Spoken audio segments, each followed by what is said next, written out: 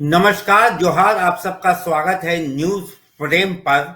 जिस तरीके से बिहार में अब जंगल राज और कट्टे की राजनीति शुरू हो गई है, इसके बाद से बिहार का जो चुनावी समीकरण है वो बदलता हुआ नजर आ रहा है। और पहले फेज में बम्पर वोटिंग के बाद कैसा ही है जनता की मूड, ये हम बिहार के जमीन से जुड़े हुए पत्रकारों से बात कर कर आपको रोज रूबरू करा रहे हैं। इसी कड़ी में आज हमारे साथ अरविंद कुमार, जो कि भागलपुर से एक वरिष्ठ पत्रकार है, हमारे साथ जुड़े हुए हैं। अरविंद जी, आपका बहुत बहुत स्वागत है न्यूज फ्रेम पर। तो अरविंद जी, सबसे पहले ये बताइए कि हवा का रुख अभी क्या कह रहा है बिहार में। जी, आपके चैनल को बहुत बहुत धन्यवाद। ये बिल्कुल हवा की रुख तो है, लेकिन अभी ये साफ तौर पर नहीं कहा जा सकता है, क्योंकि हालांकि ये इतिहास गवाह है कि जिस तरह से मतदान की प्रतिशत की बढ़ोतरी हुई है, जिस तरह से आम लोग को जो है मतदान बढ़ चढ़ के जो है हिस्सा लिया है। तो इतिहास ये गवाह है कि जो है ये परिवर्तन होती है, बदलाव होती है, जो जी। जिस समय हम कह सकते हैं तो 1990 में भी इस तरह से वृद्धि हुई थी, मतदान की वृद्धि हुई थी। उस समय जो है ये लालू यादव मुख्यमंत्री थे, तो उस समय भी बदलाव हुई थी। 2005 में भी इस तरह का मामला, उस समय भी बदलाव हुए थे। तो जिस तरह से मतदान की प्रतिशत जो है बढ़ी है, इससे तो जाहिर हो रही है कि जो है बदलाव का रुख है। लेकिन ये हम नहीं कह सकते हैं, क्योंकि ये परसेंटेज जो है, वोटिंग परसेंटेज बढ़ने का मतलब ये हमेशा जो है सत्ता में परिवर्तन हो, ऐसा भी जो है नहीं कहा जा सकता। संभव नहीं कहा जा सकता है। लेकिन जो है फिर भी इतिहास जिस तरह से कह रही है, क्योंकि अदर राज्य में भी जो इतिहास देखने को सुनने को मिला है, बिहार के अलावा हिमाचल प्रदेश में भी, झारखंड में भी, तो इस तरह से ये जो है रुख बदलाव की ओर है। लेकिन चलिए, जिस रुख तरह से बदलाव की। लेकिन अरविंद जी, मैं यहाँ समझना चाहूंगा, बदलाव की रुख जो है, और जो अगर इतिहास की पन्नों को पलटे तो वो सही है। लेकिन वोटिंग परसेंटेज बढ़ने के बहुत सारे फैक्टर्स अभी सामने आ रहे हैं। जैसे कि छठ का पर्व खत्म हुआ, प्रवासी मजदूर अभी भी वहां रुके हुए हैं। और बीजेपी जिस तरीके से मजदूरों बाहर में जो काम करते हैं बिहारी भाई बंधु, उनको ट्रेन से भर भर के ला रही है। और एसआईआर, जो कि एसआईआर के बाद ये भी कहा जा रहा है कि वो भी एक रीजन हो सकता है वोटिंग परसेंटेज बढ़ने का। तो इन सब मुद्दों पर इन सारी जो चर्चाएं हैं, ये कितना वैलिड है इन परसेंटेज बढ़ने के ऊपर, क्योंकि जी जमीन पर आप बिल्कुल। काम कर रहे हैं।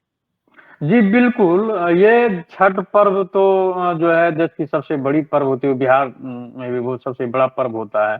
जो भी जो है यहाँ से लोग बिहार से बाहर जाते हैं, तो वो छठ पर्व में जो है करीब करीब अक्सर लगभग जो है 99% लोग जो है वापस आते हैं।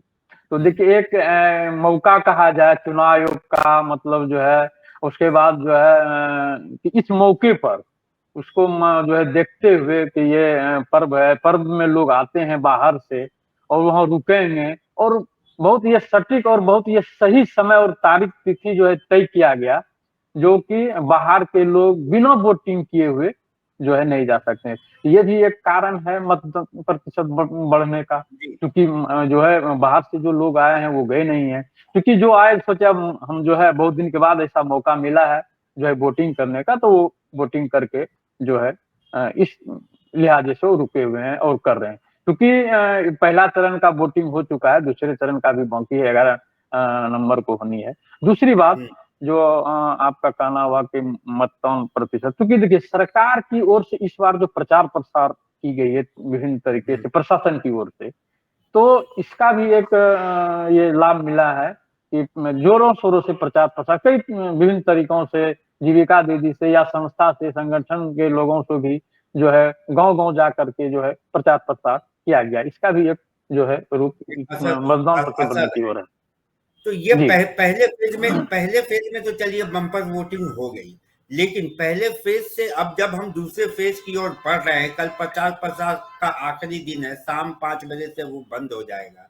लेकिन इस ट्रांजिशन फेज में हमने जिस तरीके से प्रधानमंत्री को देखा है कि वो वापस से जंगल राज, कट्टे की राजनीति, गोली मार देम कपास में, ऐसे ऐसे गाने का जिक्र प्रधानमंत्री कर रहे हैं, तो इसको लेकर क्या है, वो जनता को पोलराइज करने की कोशिश हो रही है कि जनता अब ये सब चीजें समझ रही है। आप ग्राउंड में जनता से मिल रहे हैं, अगर मैं लोगों की बात करूं तो उनका रुख क्या है, प्रधानमंत्री की बातों से वो संतुष्ट है कि अब वो समझ गए हैं कि ये जो है, ये जो जुमला है, इससे कोई फर्क नहीं पड़ना है। देखिए, अब जो है जनता बहुत जो है बुद्धिमान हो चुके हैं, होशियार हो चुके हैं, और सारी बिल्कुल। बात राजनीतिक लोगों का, नेता लोगों का सारी बात समझते हैं कि जी। क्या बोल रहे हैं।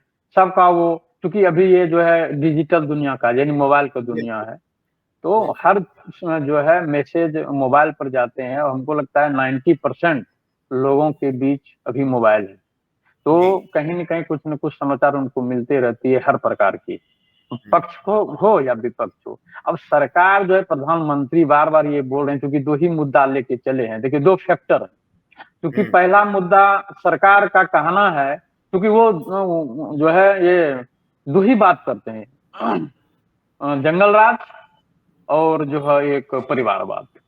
जी। उसके अलावा प्रधानमंत्री के या किन्हीं का जो भी उनके बड़े-बड़े नेता जो बिहार में अभी बैठे हुए हैं, कैंप कर रहे हैं, तो यही 2 मुद्दा लेके चले।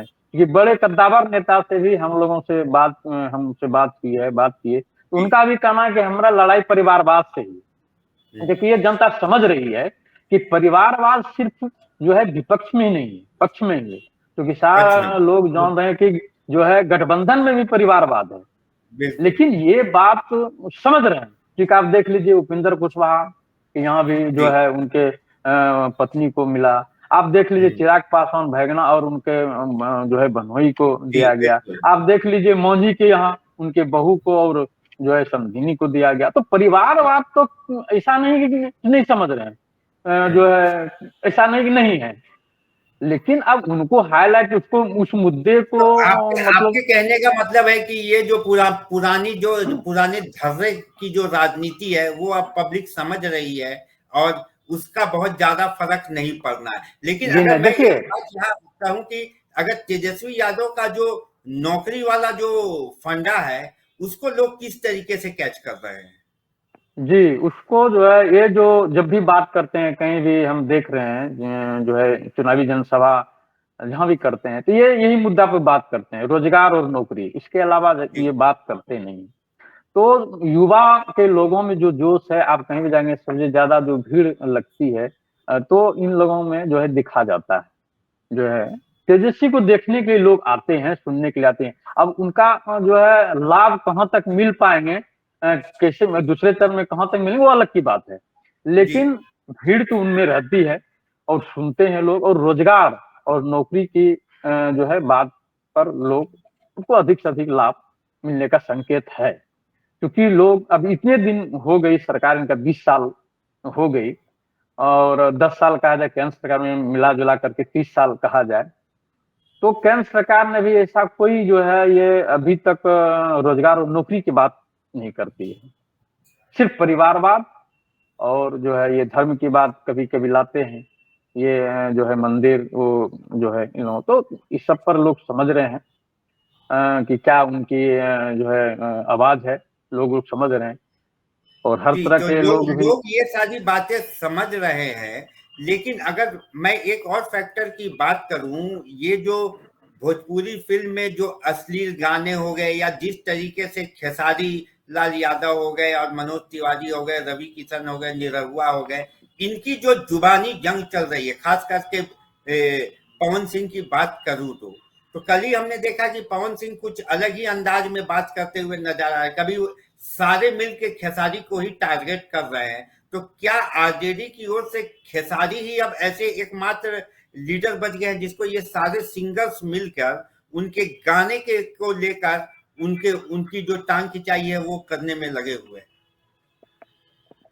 देखिए, बीजेपी में इससे पहले खेसारी लाल को थोड़ा देर के लिए छोड़ दिया जाए। खेसारी लाल को आने से जुम्मा जुम्मा 8 दिन हुआ है राजद में, जी जब से टिकट मिला है। तो इससे पहले तो सारा जितने भी मतलब जो है गायक हैं या जितने भी हीरो हैं भोजपुरी दुनिया के, सब तो बीजेपी में ही है। बीजेपी आज आगे बिल्कुल। खेसारी लाल यादव तो आप उनका विरोध कर रहे हैं, इससे पहले तो आप लोग तो वहां पर बीजेपी में नहीं है तो ही। मेरा मेरा मेरा सवाल वही है कि एक खेसारी लाल यादव जब आरजेडी में आते हैं तो सारे बीजेपी के फायर ब्रांड जो सिंगर कम नेता है वो सब उन पर चढ़ाई करने लगते हैं। देखिए वो आगे खेसारी लाल यादव तो भूचाल आ गया, जबकि सब बिल्कुल। जो है उसमें जुड़े हुए हैं। अब देखा जाए कि खेसारी लाल यादव से हो सकता है उनका प्रभाव क्षेत्र में ज्यादा हो, उनसे प्रभावित हो रहे हो जो गठबंधन के लोग जो है, इसलिए इन पर ज्यादा हावी हो रहे हैं जो है। और जितने भी वहाँ गायक या जो भी एक्टर हैं, तो सब ज्यादा ज्यादा प्रभावित होने की वजह से हो सकता है इन पर जो है ये हावी हो रहे हैं। ये भी फैक्टर हो सकते हैं जी। तो मतलब खेसारी लाल एक मजबूत फैक्टर बनकर उभर रहे हैं इस चुनाव में। और जिस जो तरह ये जो से अब अगर मैं अब एक और फैक्टर की बात करूं जो कि बहुत इंपॉर्टेंट फैक्टर है इस पूरे चुनाव का, वो है प्रशांत किशोर और उनकी पार्टी जन सुराज। तो प्रशांत किशोर और जन सुराज कितना डैमेज कर पा रही है इस चुनाव में सारे पॉलिटिकल पार्टियों को। जी देखिए, प्रशांत जी कल भागलपुर आए थे जी कल और उनकी खुद रैली हुई। भागलपुर आए थे और खुद वो बोले, जिस तरह से उनका जो है संबोधन था कि कोई खास जो है हमें परिवर्तन नहीं दिख रहा है, वो खुद बोले हैं। हम्म। ये तो समझने की जरूरत है जब नहीं तो ये एक बात तो अब ठेकेदार। खुलकर सामने आ गई है कि प्रशांत किशोर जो है उन्होंने प्रधानमंत्री के सामने अपना हथियार डाल दिया है। वो तो बीच बीच में उनके, अगर मैं सारे स्टेटमेंट्स की बात करूं तो पिछले दिन वो बोलते हुए दिखे कि मेरे विधायक कभी भी बिक जाएंगे, उसमें मैं क्या कर सकता हूं। और अब जाके वो कह रहे हैं कि बीजेपी में जो, जैसे कि आप बता रहे हैं कि वो सत्ता पर में बहुत ज्यादा चेंज होते हुए नहीं दिख रहे हैं। तो क्या अब ये माना जाए कि प्रशांत किशोर जो है उन्होंने अपना हथियार डाल दिया और वो बीजेपी के लिए के साथ चलने के लिए तैयार है। ये बिहार में अभी फिलहाल का जो पोजीशन है वो दो के बीच टक्कर है। प्रशांत किशोर जी का ऐसा कुछ प्रभाव जो है अभी वैसा कुछ दिखाई नहीं दे रहा है। वो जी। जहां भी प्रत्याशी रखे हैं, हम्म। जो भी हम देख रहे हैं, तो यदि पूरी बिहार की बात किया जाए तो वो अपना व्यक्तिगत चेहरे पर जो भी प्रत्याशी होंगे, तो वो एक दो गो यदि चेहरा उभर कर आ जाए तो काफी है। लेकिन हमको ऐसा नहीं बुझा रहा है कि वो ज्यादा मतलब जो है वोट भी ला सकेंगे, इस तरह से ऐसा कुछ दिख नहीं रहा है। और वो खुद एक्सेप्ट भी किए हैं, स्वीकार किए हैं कि 3 साल से हम ये जो है बोल रहे हैं, दौरा कर रहे हैं, वोटर्स को कह रहे हैं कि वोटर्स मतदान के समय में स्वार्थी बनिए। वो खुद बोले हैं। हम्म। अब किस तरह का स्वार्थी कह रहे हैं, वो हम्म। स्वार्थी बनिए तभी परिवर्तन की संभावना, परिवर्तन हो सकती है। वो खुद बोले कि कोई ज्यादा परिवर्तन की कोई संभावना दिख नहीं रही। तो इस तरह से साफ जाहिर हो रही है कि जन स्वराज वैसा कुछ बिहार में कुछ उभर कर नहीं आ रहे हैं। यानी दो के बीच ही चलिए, टक्कर है, गठबंधन महागठबंधन के बीच ये टक्कर। तो महागठबंधन और एनडीए के बीच ये टक्कर है। अब अगर मैं अरविंद जी आपसे, अब जी हमारे जैसे समय का थोड़ा सा अभाव है, अब मैं आखिरी सवाल में अगर मैं आपसे पूछना चाहूं कि अगर एनडीए की सीट, अगर बीजेपी की सीट मैं बोलूं या जेडीयू की सीट बोलूं, तो अरविंद कुमार जी की तरफ से बीजेपी को आप कितनी सीट अभी के हिसाब से दे रहे हैं? देखिए अभी फिलहाल तो दोनों दावा कर रहे हैं।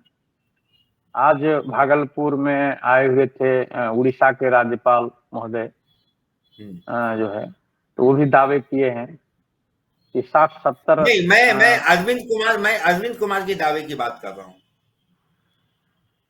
देखिए जिस तरह से दोनों के बीच टक्कर है, हम्म। जो स्थिति कह रही है अभी जो है, तो अभी तो ऐसा लग रहा है कि दोनों के बीच कांटे की टक्कर चल रही है। हाँ जी। लेकिन हो सकता है कि एनडीए, जदयू का सीट डैमेज हो और बीजेपी का सीट ज्यादा आने की संभावना बन रही है। चलिए, ये आपने एक अच्छी लकीर खींची है कि जेडीयू की सीटें डैमेज होती हुई दिख रही है और बीजेपी जो है वो लीड करते हुए दिख रही है। अभी आपका बहुत बहुत शुक्रिया अरविंद जी। हम आगे भी आपसे अपडेट लेते रहेंगे सेकंड फेज के चुनाव में, और जब जिस दिन मतगणना होगी उस दिन भी हम आपसे जुड़ेंगे। तब तक के लिए आपका बहुत बहुत धन्यवाद। और इसी तरीके से बिहार के नब्ज को समझने के लिए और जमीनी पत्रकारों की बात सुनने के लिए आप देखते रहिए न्यूज फ्रेम। जी धन्यवाद। बिल्कुल, धन्यवाद, नमस्कार।